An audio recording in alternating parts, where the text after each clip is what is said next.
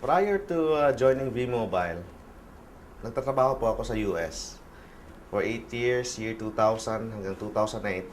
Doon kami nagtatrabaho.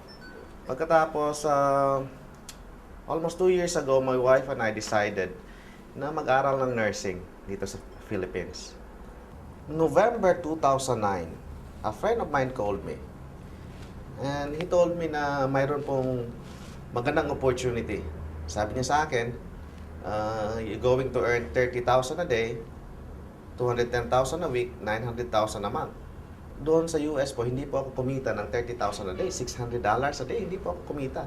Even though multiple companies yung pinarapahuan ko doon. So, it took me 3 months na tinignan ko yung business and the rest is history po. The rest is history. What's the point po? Kung yung kinikita mo doon sa labas, kikitain mo dito sa Philippines. Yan po. That's the beauty po of V-Mobile. For example, you're going to ask advice doon po sa mga taong kumita sa business.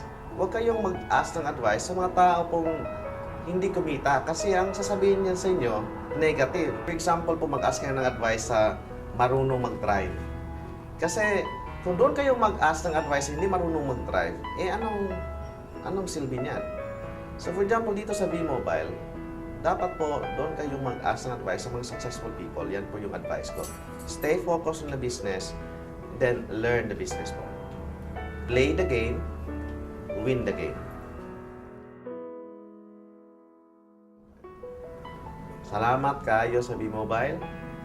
Daghan kayo og mga tao nga na-change, especially dito sa South, sa Mindanao, because of V-Mobile. Pasalamat po ko ni Mr. Esmel Benko for not giving up his vision sa Load Extreme. Salamat, sir. Mabuhay ang V-Mobile.